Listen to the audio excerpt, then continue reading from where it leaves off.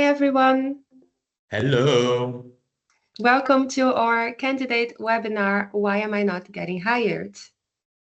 Very good. Very Very nice happy to to have see you, you. everyone here today. Always nice to see that there are people, generally from all over joining us. Yeah, Yeah, literally untouchables, Camila. for sure. All right, guys, I think maybe we should just kick it off with our webinar. As I said, the theme today is Why Am I Not Getting Hired? Applications, Rejections, Decoded. So we are going to try and get through those, the most common reasons with you guys. Today's agenda, obviously, we are first going to offer you an opportunity to meet the presenters, Luis and I. Then we are going to go through the common rejection reasons that we have spotted in our time as recruiters. Then we are going to go through some tips. Of course, we're not only going to tell you what is wrong, but also try and give you some tools to try and change that scenario. And at the end, as Luis said, you will have the space to ask your questions. Yes? Since I already have the floor, I am going to introduce myself. As I said, fellow Brazilians, I'm also from Brazil. Just like Jan, I think there are more people there.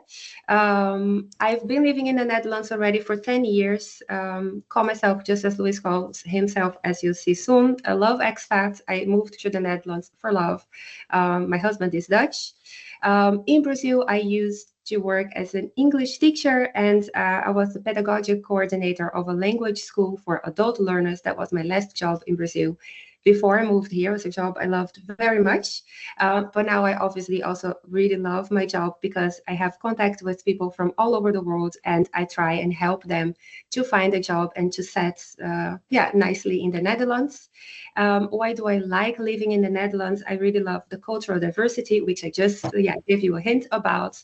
And I really love how we are able to be free here, to be ourselves and still feel safe and comfortable with it. Now I give the floor to Luis. Yeah, as Camila said, we are both love expats and both Brazilians as well, but she's from Rio, I'm from São Paulo. And I moved to the Netherlands around almost 7 years, so time's flying for Rio. But back in Brazil, my background is in a commercial sector, marketing, and also diversity and inclusion. I was a speaker over there. But moving to the Netherlands, I was lost for a while, as all the expats, once we move here, mostly we get a little bit of a career crisis, what to do. And after a while, I found myself in recruitment, what for me is great because I could use my commercial expertise, marketing, and my heart for diversity and helping people in one job, especially working for Untouchables. Was a great company with very nice mission, help internationals to find a job. We, as internationals, we know exactly how is it to start over a new life in another country. And that's why we're here today, because we also want to give you guys some guidance, some direction, because I know can be a little challenging in the beginning, but I'm sure you're gonna nail it. And about the reason that I love the Netherlands, as Camila said, is a place of freedom. So here I really feel I can be myself fully. Not that I could not do that in Brazil, but here people are engaged to do that. So it's about freedom of being who you are and celebrate yourself. And as you guys already know, we work for Untouchables. I think, you mostly know, but I'll tell you the big picture about Untouchables so you know exactly what we do. We are a recruitment agency. We have more than 29 years in the market. We are the pioneer of the Netherlands when the subject is placing of internationals. Our roles are more related to office and home office based positions. So we cover marketing, finance, logistics, management, and everything else, but nothing related to retail, hospitality, or this kind of sector. We have 4 offices in the Netherlands, Den Haag, Eindhoven, Amsterdam, and Utrecht, where we are based. And to be one of our candidates, it's super easy. Our marketing team prepare a very nice portal where you can subscribe and participate of the process with us. Can we see the process? Next slide, please. Yeah, great. We start with the registration. In our website, in the right side on top, you can sign the button on the bottom, sign in. And for there, you start your registration. Today, we're going to give you some tips on how to do that, but it's very important that you do as much as you can.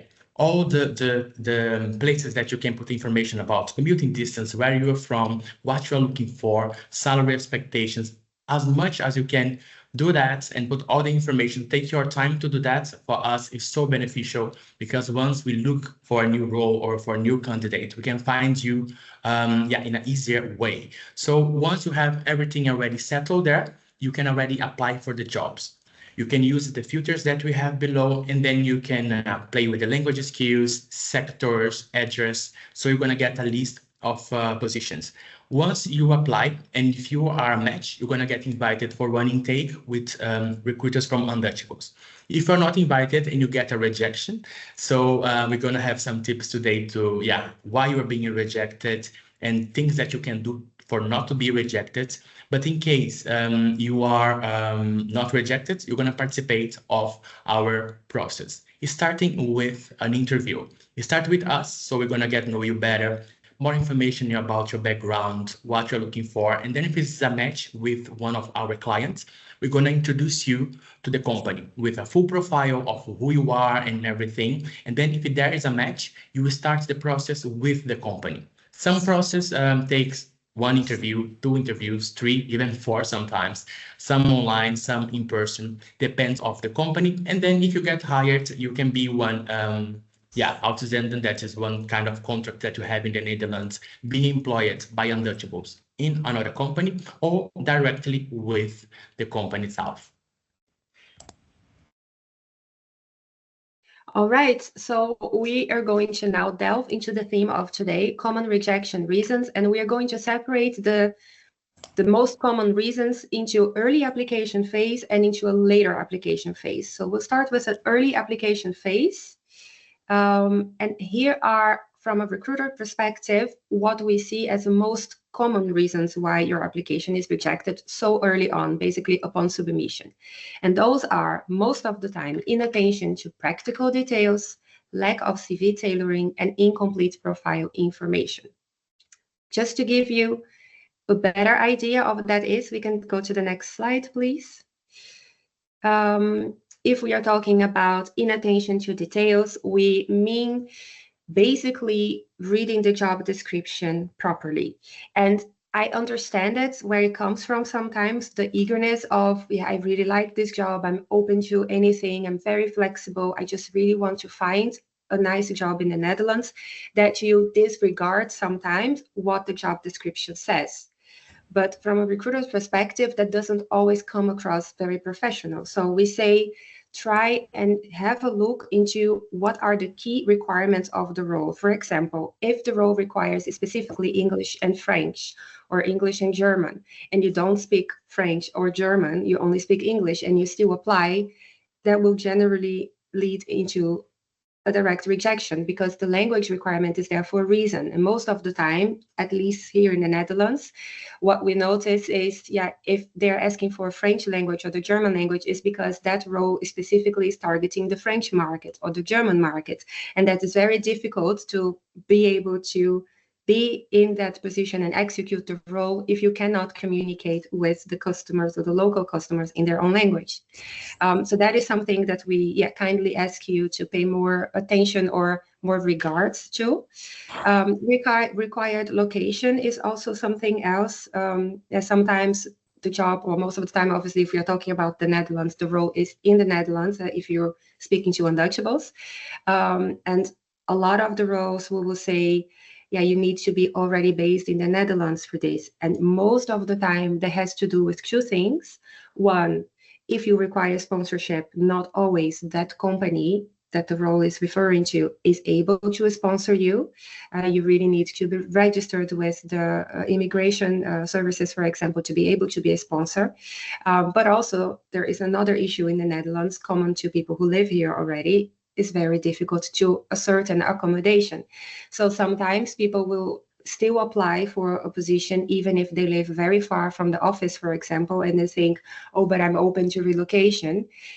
That is super good, and sometimes that will play out, but most of the time companies are not open to that because they know it isn't always realistic to find accommodation in the short term. And obviously, there are also other requirements that are not being paid attention to or disregarded, as, for example, a specific training or a specific certification that you need to have. If it's there and if it's very clear as a key requirement and you do not match that, then I wouldn't recommend you to apply. So most tips, I already gave you a few when going through the common mistakes, is go for at least 70 to 80% match into the job description. But please try not to disregard key requirements such as language skills or location or certifications that are necessary. Yes, if they're asking for 4 years of experience and you have 2, then maybe it's okay if everything else matches. So try and also have a feeling what could be okay if you're missing and what is actually a key requirement and what seems very clear to be necessary for that role. Well, learn Dutch if you are already living in the Netherlands, or if you're targeting to stay here long term.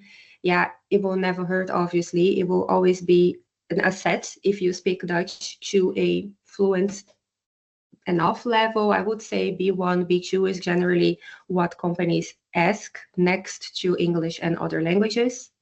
Yeah, as we said, share your relocation plans, clear and easy to browse CV, as much a better overview of your CV as possible. And if you're still not sure, if you still go through the job description and you think, I'm doubting, I think I could do it, but I'm not sure if it will lead to a rejection or not. At least with Untouchables, the recruiter's details, contact details are always there on the website, and you're always welcome to call or to send us an email with your concrete questions, and then we'll go through them with you.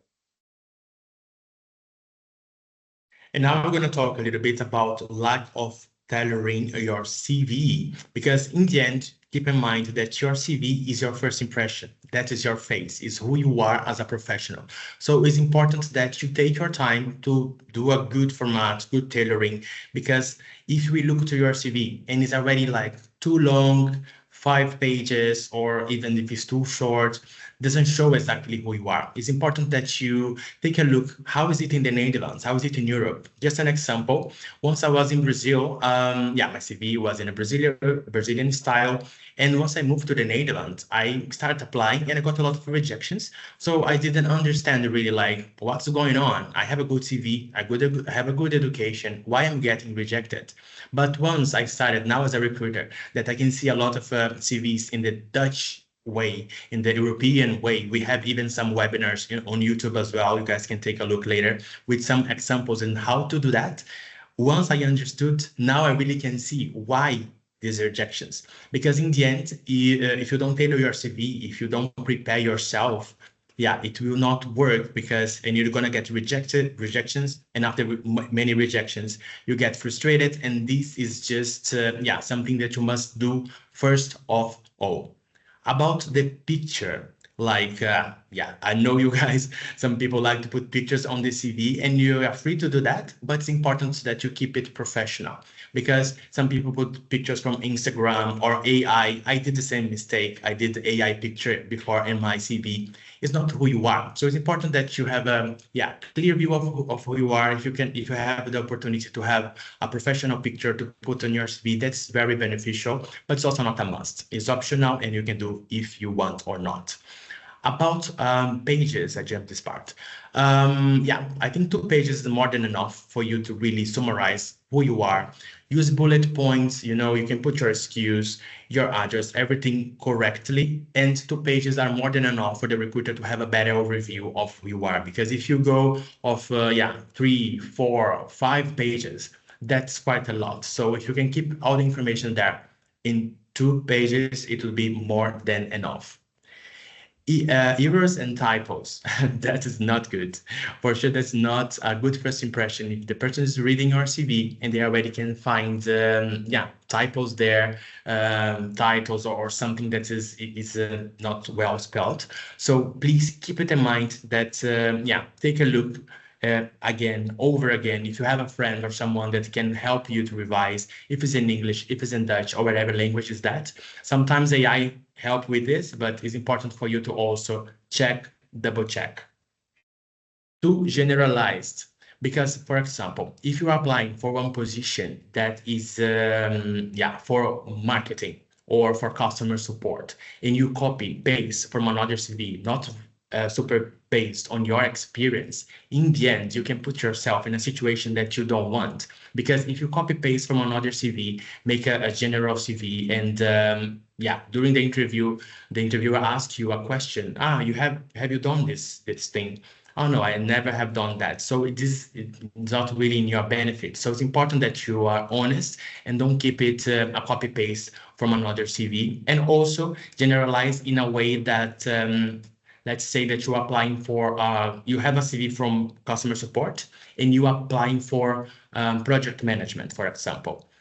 You must personalize your CV for that position. You must look at the job description. For sure, some of the tasks that you have done as a customer support apply for that role. So you need to take a look in the job description. What have I done from these tasks? I have done this, and that.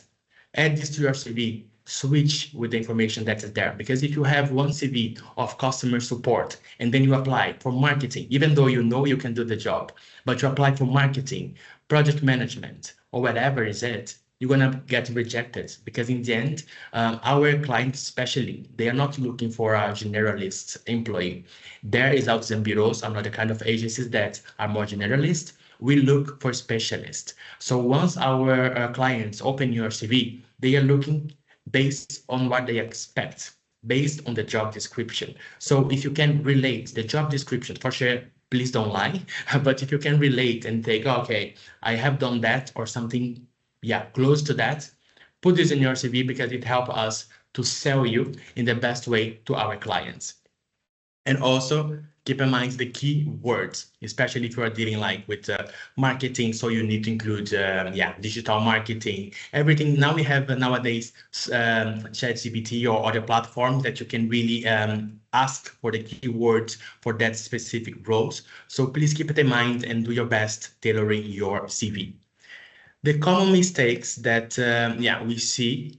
Oh no, this is already here. Please help. Next slide. The tips now about tailoring: use the keyword from the job description. As I just said, for example, if you're applying for a financial or position, take a look what they are looking for. They're looking for, account payable, receivable. So take a look what they are looking for. And if you have done that, put this information in your CV. Okay, and then you can create templates for each position. For example, as I said about myself, my background is in marketing and IT, but to build my IT team, I have done also recruitment. So I did the full process of onboarding, recruitment, selecting, calling, and everything else. But once I started applying for recruitment, I was using the same CV. I was using the marketing CV, even though I knew I could do the job.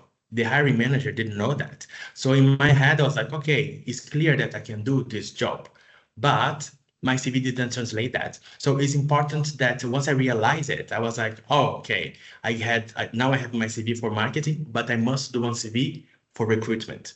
Now I want to apply for management, one other CV for management, because a lot of skills, they are transferable. You can use like the same Luis in marketing, the same Luis in IT, in management, and now in recruitment. So it's a matter of you understand who you are, your skills, capabilities, and translate it in different templates of CV and apply for the job with the correct one. And make it. Sorry, go on, Camila. I'm sorry, Luis. I just wanted to complement what you're saying, because Sure. you already mentioned before, and obviously don't lie. Of course, you cannot make up experience that you don't have, but emphasis on the transferable skills that Luis said. Because to use again his concrete example, he was working in marketing, but he was targeting recruitment roles in the Netherlands. As a marketing manager, he recruited for his marketing team.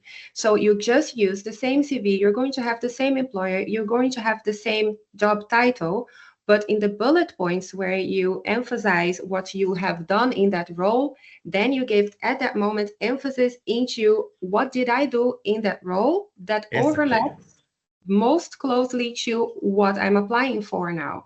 And that is what we are saying. You don't need to, change the job title. You don't need to change. No, don't do that, please. Exactly, because especially if you are on a database of a recruitment agency as Untouchables, for example, everything is registered.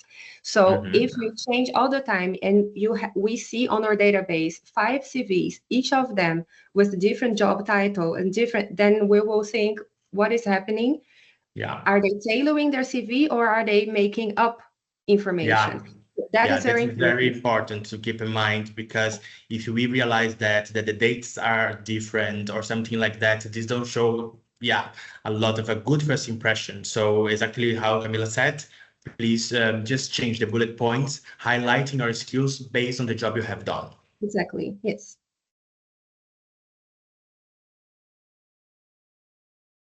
Yeah, and about the incomplete info, for sure, as I said, starting from the platform from Untouchables, if you can please put all the relevant information, we really would appreciate that, because when we're going to do the selection, we use for sure what's already there. We also have an AI that selects your CVs. So if it's missing the information in the system and the information is not in your CV, if you get lucky to the point that you are the best fit for that position or you live in the correct area, maybe we're going to call you and then we're going to get this information from you.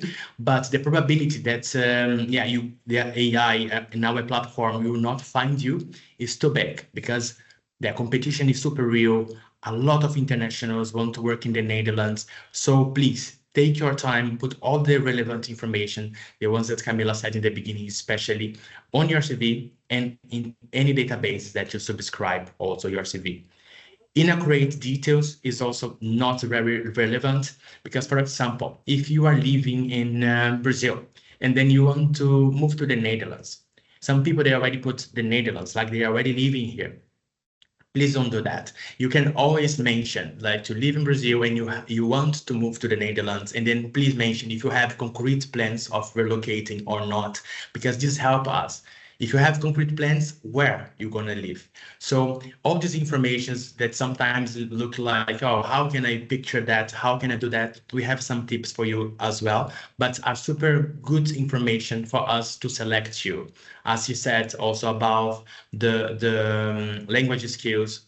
A lot of people, when they subscribe at Untouchables, they put all the language skills that they don't have, just to be noted by the recruiters. And sometimes we find you, we look to the databases and think, oh, this person speaks German, for example. And then when we're going to look or call you guys, oh no, I don't speak German. I just want to, be seen. And this is not a very good for your first impression, because in the end, as I said, our clients are looking for that specific candidate.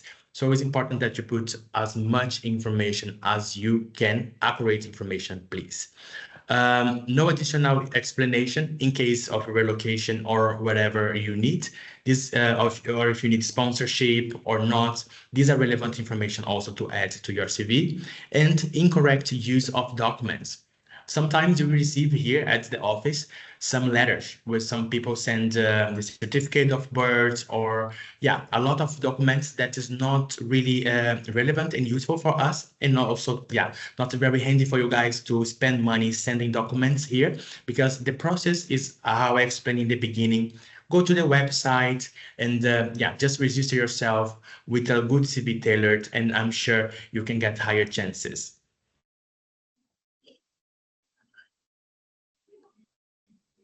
Yeah, and the tips are: make a good first impression. If you follow everything what I just told you, this is already very, very good, because you're going to open your profile.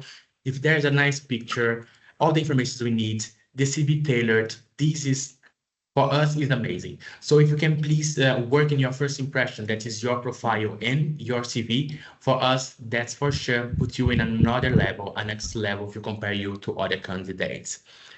Keep it updated and accurate for sure. In case you change jobs, in case you left the company or something like that, you can always update in the system. We have the benefits at Untouchables that you can upload more CVs. So it's important that you also keep it accurate and update, so you save your time and also our time. Add notes to clarify, as I said, if you're relocating, if you have a car, are some information that are very relevant for us. So as much information you can put on your CV and you can give to us while subscribing, everything is very, very relevant. And in this way, you help us to help you for sure. And that is always what we want, right? I mean, we are recruiters for a reason. We do this job for a reason. So we do want to help you find a nice job. That's the best part of our job, when we get an offer for a candidate and the candidate accepts it and everybody is happy. So it's not that we love rejecting candidates. It's really not the case. But it's always, we are matchmakers, and we always have the client's interest at hand, and we cannot disregard what they are asking us to search for. And what Louise said repeatedly now, the more information you give us, the more we know you, and the better we can make that match. But okay, taking it further to common rejection reasons at a later application phase. So you applied for a role, we called you, there was a good click, we had an interview with you, and then we introduced you to the client. But imagine then you had an interview, for example, at the client, and you were still rejected after a first or second interview, for example. And then you can still ask yourself, what did I do wrong there? What are the biggest reasons why people are rejected at a later stage of the selection procedure? Well, number one is lack of preparation, for sure. Poor interview performance, which is a lot of the times related to lack of preparation. Communication styles or communication mistakes, I would call it, maybe. Not a match. Sometimes it's not a match with the culture in the organization, for example, or there is no click with the team, or strong competition. Of course, it can be the case. I will give you more clear examples. Let's go to the next slide just to see what we have there.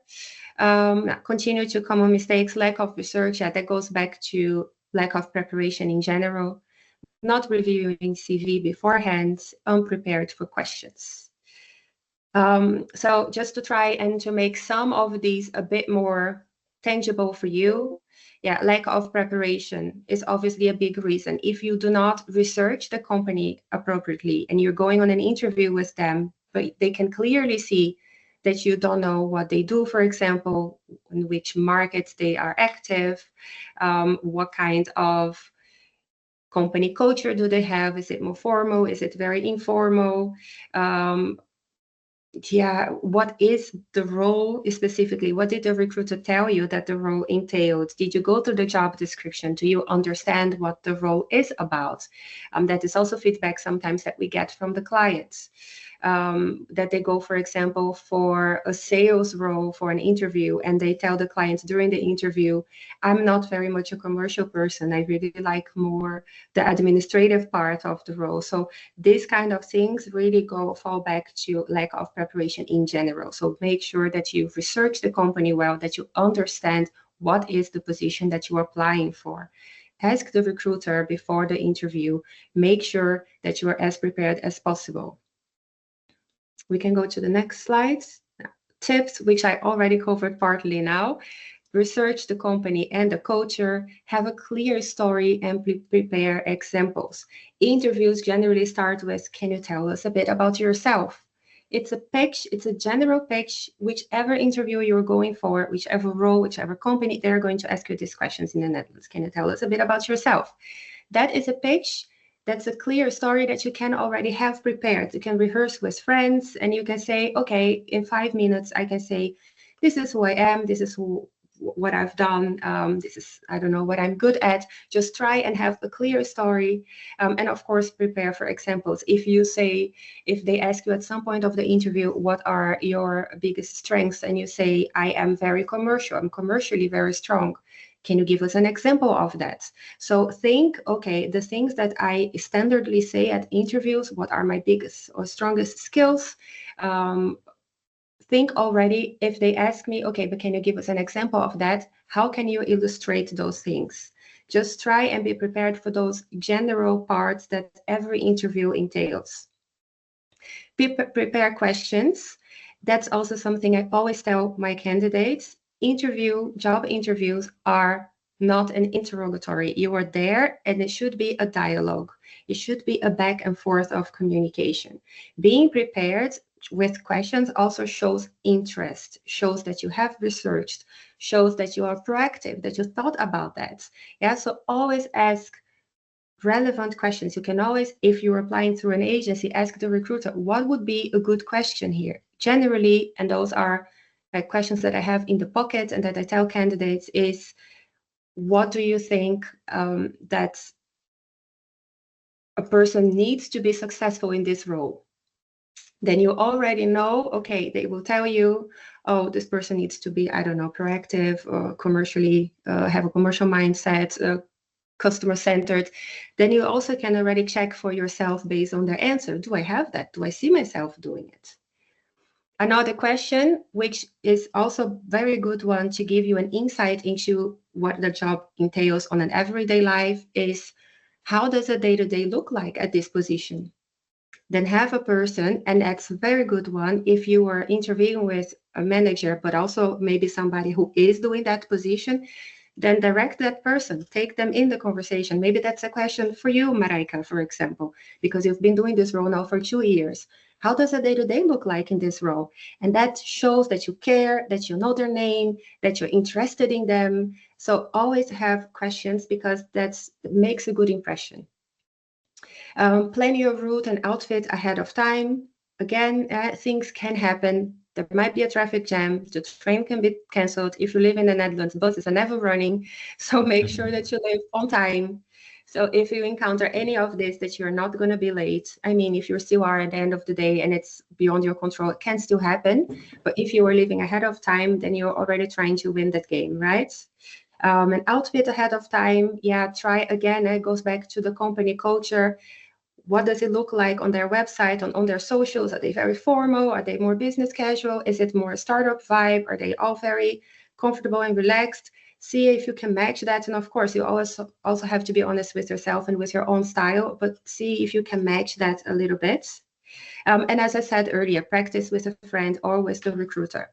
If the recruiter didn't offer it him or herself to have a preparation session with you, just ask it. Can we have a call, maybe a 10 minutes call before the interview, so that I feel ready for it? And or you practice with a partner, with friends, the intro part, your clear story, your concrete examples, ask for feedback. Just, yeah, try and be as sharp as possible. And about interview performance, yeah, that's a very important or relevant topic, because in the moment of the interview, a lot of people, they feel a little bit tense and nervous, because yeah, it is super normal. But if you are ready, if you are prepared, yeah, it will not hurt. You just need to be yourself and ready to go. First thing, yeah, be on time, especially in the Netherlands. As if you guys already live here, you know, if the bus leaves at 9:30, it leaves at 9:30, not 9:31 like in Brazil, or 35 or 40. So be on time, if yeah, if possible, even 15 minutes before, because yeah, it's very important, and show how much you are interested and ready to go for that position. A matched dress code, as Camila just said, try to match with the company culture and style.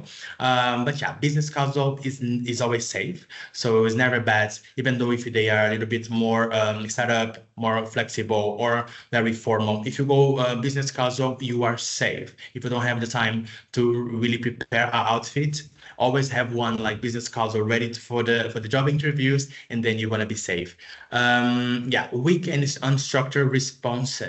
Yeah, a lot of people, for example, if I ask you a question, they would answer with yes or no, like, or very short or very long, what's also not good. So it's important that you are yourself, but that you practice, because as much more you practice, you feel more confident, you feel better about yourself, and you feel more relaxed while talking, you know. And then yeah, about too long and too short, as I said, just a piece of advice, as Camila said, about your introduction round. If someone asks you, tell me about yourself, that is always the case.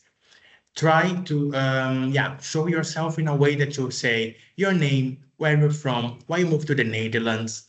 If you feel like sharing a little bit about your hobbies or not is up to you, and what you are looking for that moment. That's more than enough. You don't need to go already, jumping and talking about your jobs, because otherwise, yeah, the interviewer can wait for you to talk for 15 minutes. And in case you get tense or nervous, maybe just go on. And this is not very good, because in the end, it is a conversation. It's a dialogue, not a monologue. So yeah, try to feel the conversation, look in the eyes, see if it's a moment for you to talk or stop talking. So just show your communication skills, and I'm sure you will be safe. And not asking questions. As Camila said, it's important that you ask questions. If you, mostly in the end of the interviews, the interviewer, give you a space to ask a question. So try to elaborate smart questions about your team, about the culture, about the company, about daily basis, whatever it's related to the company, related to the role you're applying for. If you have the time and the opportunity, as I said, while having a conversation, to ask a question to the interviewer, yeah, they are there to get know you. That's the main goal, but you also are there to get know them. So if you didn't have the opportunity during the interview, mostly in the end, you're gonna have it. So be ready. And now some tips for you. Answer Dutch style. Dutch style, I think you guys know already, that is very sharp and honest and to the point. So as a Brazilian person, South Americans, we are used to talk a bit. So we just go around and you are a little bit informal in a way. But the Dutch, they appreciate to know, your answers, but they don't have the patience to really try to figure it out what you're talking about. So if they ask you a question, answer the question. If they ask you for example, then you give the example. You don't need to go all in and keep talking. Try to answer the question, because otherwise you can lose the attention. Because if they ask you a question and you go talking about example, sometimes we even forget what was the question about, because we are excited about the role. We want to give a good impression. So try to be to the point. About being professional.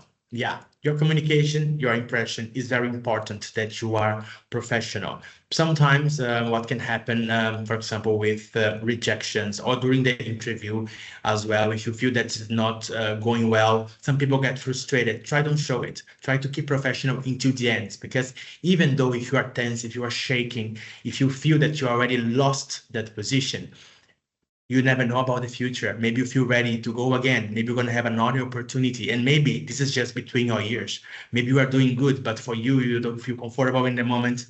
But keep professional, keep behaving normal. And because, is who you are, it's your impression. So try to do like that. Show interest in the position, in the interviewer, because in the end, it's about you, but also about the job, also about the interviewer. I really like when people sometimes, when I talk about who I am, they relate it to, I really like diversity or something, you don't need to stalk the person and really go a little too deep to don't look creepy, but you can relate, you can show interest, you can just have a normal conversation. I know in the moment of interview, it can be challenging, but just be you, and I'm sure you can perform and succeed. Communication, common mistakes, unprofessional emails and messages. Oh my gosh, this can happen a lot, especially the main goal of this webinar today.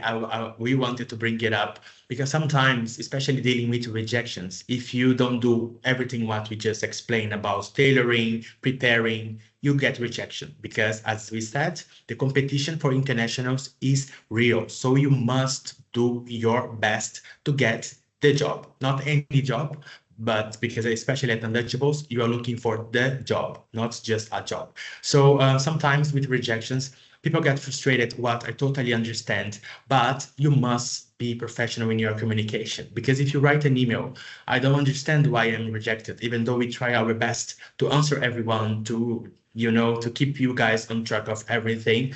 It's important that you don't damage your impression. One time, just an example, one candidate, he was super frustrated. I explained 1, 2 times, 3 times why he was rejected. He didn't understand, and he was a little rude with me. And then I was, okay, I understand your frustration, but I cannot help unfortunately, I cannot help. That's not my decision. It's from my client.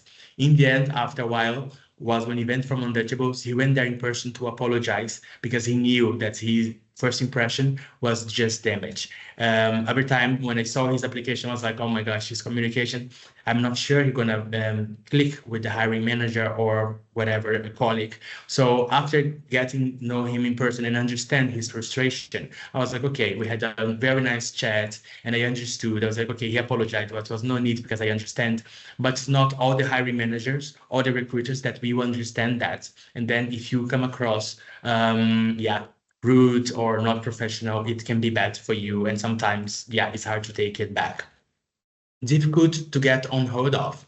If you are in process of an interview, please watch your phone, watch your email, be aware because sometimes if we call you and you are not available, we mostly the clients or us, we're going to move on to another candidate because it's just frustrating for us to guide you through the process. And sometimes, you are not available. So if you get the opportunity to get a job, to go for a process of interview, go for it. Be ready and available as well. Vague and incomplete answers. From all the process, from interview into rejections or next step of preparations, be ready. As much more you participate of this kind of events like today, webinars, network events, you practice your communication, you practice, you present yourself, you learn new things, you have more knowledge about things, you have information to share. So don't go for incomplete answers or this kind of things. And ghosting the interviewer or the recruiter is also not an option because in case you get, for example, any personal issue and you're not available that week for any reason, you can always, even though if you don't feel good or whatever, you need to find the time to say, look, I'm not available for this week. I have a personal issue or I don't feel well, but something, because if you just disappear and we not find you anymore, this is also gonna for sure, not work in your benefit. And feeling overly emotional and defensive responses. Again, dealing with rejections. But I saw some people already on the chat saying that apply for many jobs and never get invited or something like that. And this is part of the goal of this meeting was for you guys to understand that if you do what we are telling you, if you prepare, if you tailor CV, if you understand the job description, if you prepare for the interview, if you be professional, it's not in your first shot, not in the second. Telling about my own experience, I was so many times rejected, guys. You would not believe how many times I was rejected. I even thought about giving up and go back to my country because I was just done with rejections. But I didn't give up, and you should not do that as well because your time gonna come. So it's just a matter of you prepare yourself, be there and prepared. And tips of communication, understand the process. That is the process. Subscription, tailoring, preparation, and go. And just keep going. Each rejection is an opportunity for you to learn. You know, some people can get defensive, emotional, but some people, they really call, what did I do wrong? Can I do something better? And we have a lot of events as well for you guys to walk in the office. So we can sit with you, take our time to have a conversation. So just participate and try to get a rejection, not as a bad thing. I know it's hard, but try to take as an opportunity for you to really learn from your mistakes. And next time you can succeed. Follow up and politely for sure. So always you can call us, you can call the recruiter to understand a little bit better and keep everyone informed for everything that's in case you have holidays or you're not available or something like that. It's important that you keep the company, the interviewer, or who else is in the process about your steps. Show gratitude, because in the end, as Camila said in the beginning, we are here to help you. We are here to make the best match, to help you to find the job.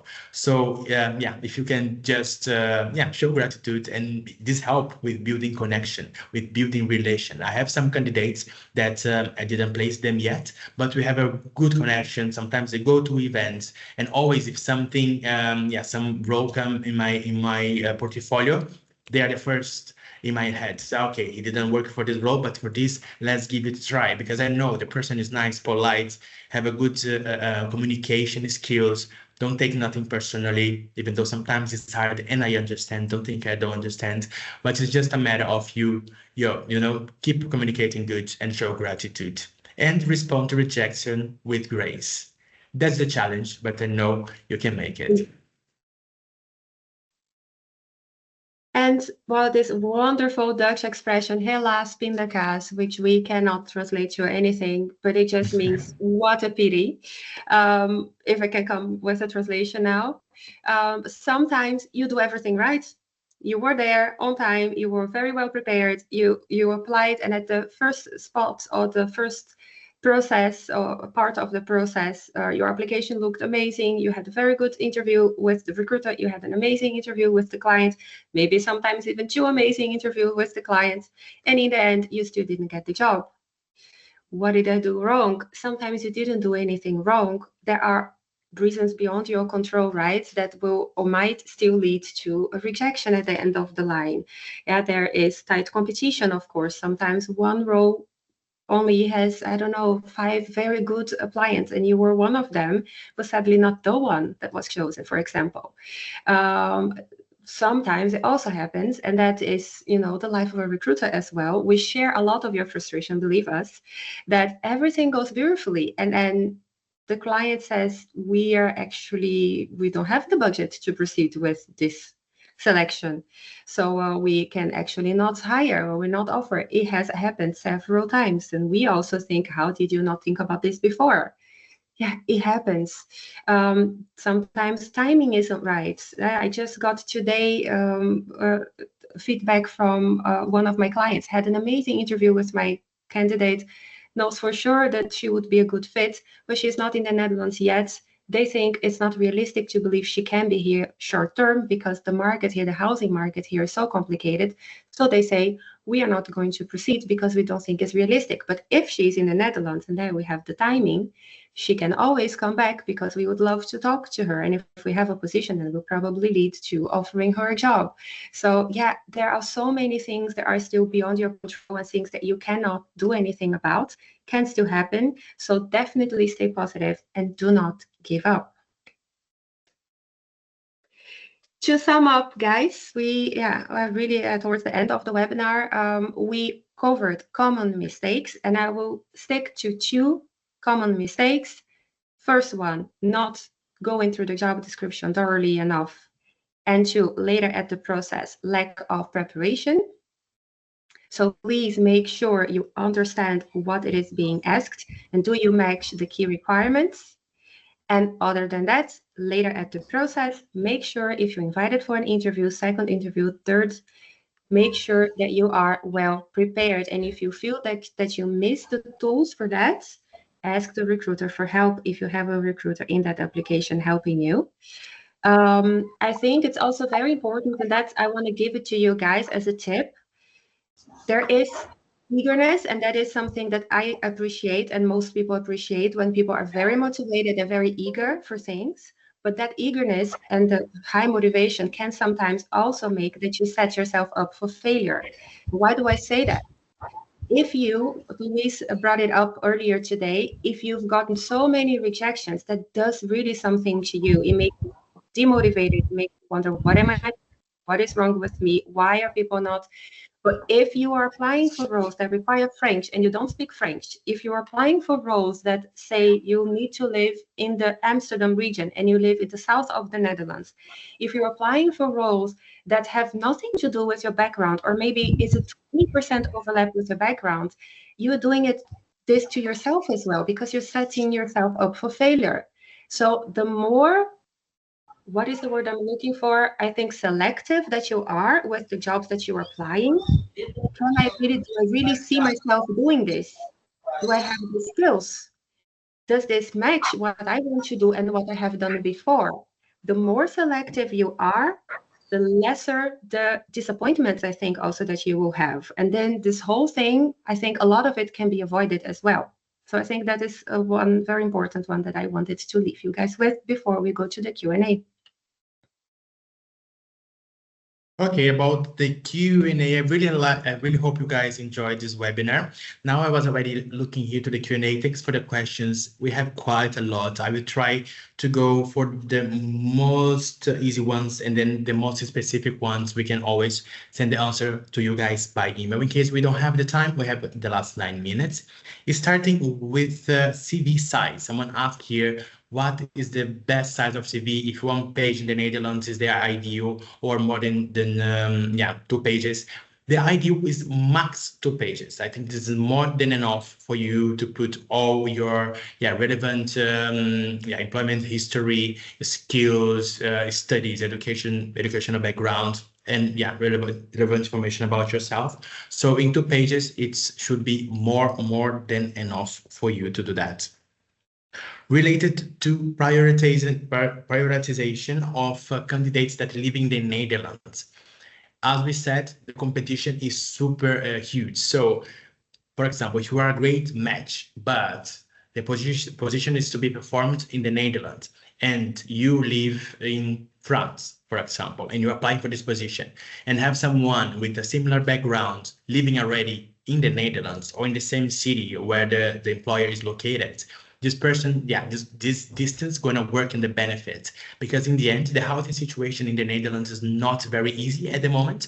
So if you talk to the employer or to the recruiter and you explain like, oh, okay, I want this job, but I don't have really concrete plans of relocating, that is not really nice, because if the employer think, oh, this person still need to think about, look for housing, this is a little bit challenging. But if you live abroad and you already did your research and you already have a place to stay, house of a friend to stay for a while, or you already know some in the area that there's a housing possibility, if you bring this information to your application, then you cross the line. Then you can maybe get the opportunity for someone who already lives here. But if you are competing with someone that already lives here, and then you don't have any plan and any idea, you are waiting first for the job, for them start thinking about moving here, this is not really the ideal. I see here, do you have anything to add, Camila, about that, by the way? No. No? Okay, very good.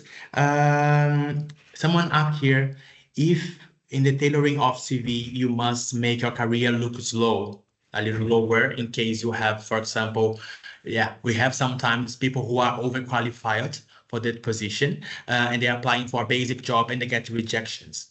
That is also an issue, because if you have your PhD and everything, have a career back in your country very good, and you're applying for a lower position, some of our clients, they think that you are not willing to take the steps, that you will not be happy for the long term working for that company. So it's important that in your CV, you make it also clear, right before, after your name, you can write a text explaining that you are willing to take the steps. You don't need to put a very technical CV. You can, tailor your CV based on that position. If it's a management position, see there, these skills I have, I have done these things. Okay, so you translate the job description, as Emil said, please don't lie, just the transferable skills to the new CV. And then when the hiring manager says, okay, he was a senior manager, but he has lead a team, has the skills.